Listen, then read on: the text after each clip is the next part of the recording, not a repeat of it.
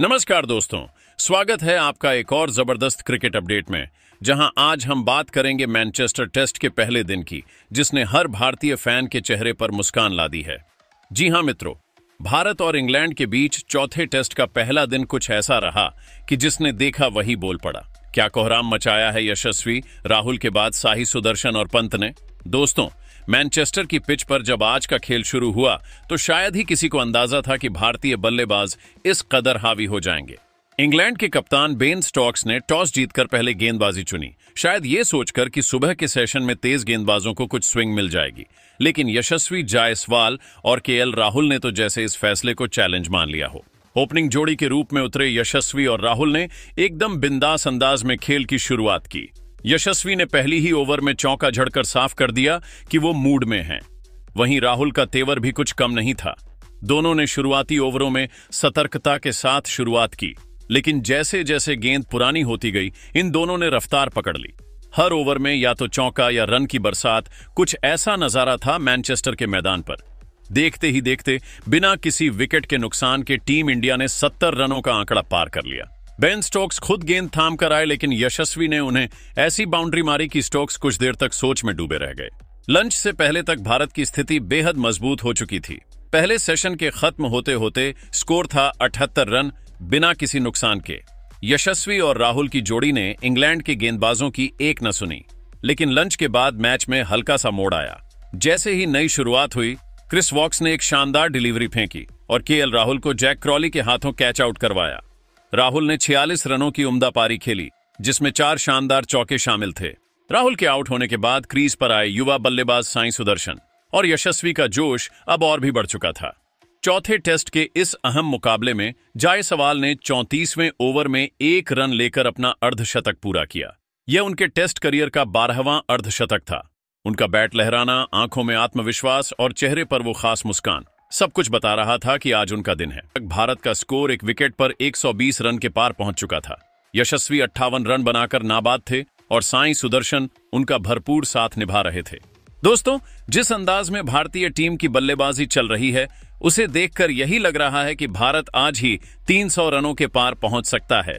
लेकिन क्रिकेट के मैदान पर जैसे ही भारत की पारी मजबूती की तरफ बढ़ रही थी, अचानक एक ऐसा पल आया जिसने टीम इंडिया को बड़ा झटका दे दिया। जी हां, यशस्वी जायसवाल, जो अब तक बेहतरीन बल्लेबाजी कर रहे थे, 58 रनों की शानदार पारी खेलने के बाद आखिरकार इंग्लैंड के गेंदबाजों का शिकार हो ही गए।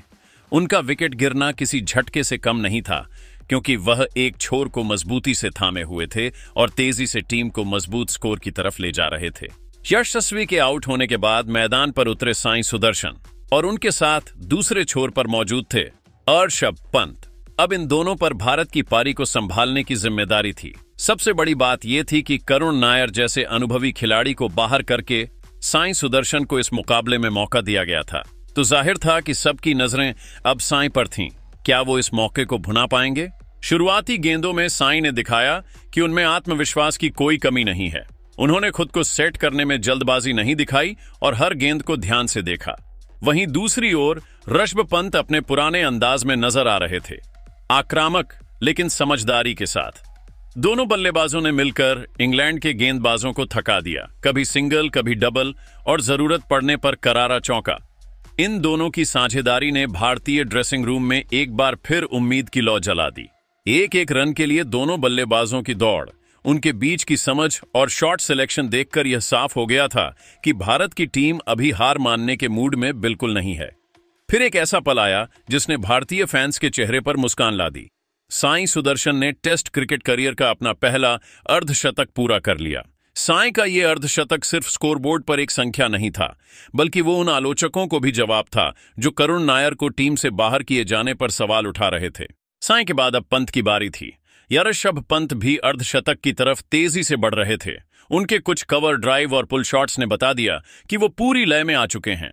स्टेडियम में बैठे भारतीय समर्थक एक एक रन पर ताली बजा रहे थे और टीवी के सामने बैठे करोड़ों फैंस की उम्मीदें इन दोनों पर टिक गई थीं।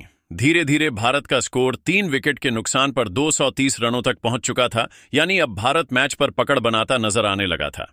लेकिन अब सवाल ये उठता है, क्या भारत इस टेस्ट मुकाबले को जीत पाएगा? क्या कप्तान शुभमन गिल का करुण नायर को बाहर बैठाकर साई सुदर्शन को मौका देना एक साहसिक लेकिन सही फैसला साबित होगा? क्योंकि साई ने जिस तरह से संयम और समझदारी के साथ बल्लेबाजी की, उसने न सिर्फ रन बनाए बल्कि इंग्लैंड के तेज और स्पिन दोनों अटैक को बैकफुट पर धकेल दिया। बात अगर टीम इंडिया की रणनीति की करें तो यह कहना गलत नहीं होगा कि कप्तान शुभमन गिल और कोचिंग स्टाफ ने इस बार युवा खिलाड़ियों पर भरोसा जताया है और वे खिलाड़ी उस भरोसे पर खरे भी उतरते दिख रहे हैं। साई सुदर्शन के साथ साथ ऋषभ पंत की बैटिंग ने इंग्लैंड के अनुभवी गेंदबाजों को भी सोचने पर मजबूर कर दिया कि आखिर इस जोड़ी को कैसे तोड़ा जाए। पिच की हालत को देखते हुए ऐसा लग रहा था कि बल्लेबाजों को जैसे जैसे समय मिलेगा वो सेट होते जाएंगे, और यही हुआ। साई और पंत दोनों ने वक्त लिया और फिर हर ओवर में रन निकालने शुरू कर दिए। खास बात यह रही कि दोनों ने खराब गेंद का पूरा फायदा उठाया और अच्छी गेंदों का सम्मान करते हुए डिफेंस भी मजबूती से किया। अगर हम यशस्वी जायसवाल की बात करें तो उनकी 58 रनों की पारी भी कमाल की रही। उन्होंने शुरुआत में तेज रन बटोरे और टीम को बेहतरीन शुरुआत दी। हालांकि उनका विकेट गिरना थोड़ी चिंता का विषय था, लेकिन शायद यही क्रिकेट की खूबसूरती है, हर ओवर में खेल बदल सकता है। जायसवाल की पारी ने नींव रखी जिस पर अब साई और पंत ने एक मजबूत इमारत खड़ी करनी शुरू कर दी है। मैच अब एक दिलचस्प मोड़ पर पहुंच चुका है। 3 विकेट गिर चुके हैं, 230 रन बोर्ड पर लग चुके हैं और भारत की नजरें अब बड़ी लीड हासिल करने पर हैं। इंग्लैंड की टीम हालांकि लगातार कोशिश कर रही है कि किसी तरह इस साझेदारी को तोड़ा जाए। अब देखना यह है कि कल का खेल किस करवट बैठता है। क्या भारत इन 2 बल्लेबाजों के दम पर इंग्लैंड पर दबाव बनाए रखने में कामयाब होगा? क्या साई सुदर्शन अपने पहले टेस्ट को यादगार बना पाएंगे? और क्या ऋषभ पंत एक बार फिर अपने पुराने रंग में पूरी तरह लौट चुके हैं? इस मैच में बहुत कुछ दांव पर है, सिर्फ रन और विकेट नहीं, बल्कि कप्तानी के फैसले, टीम सिलेक्शन और खिलाड़ियों का आत्मविश्वास भी।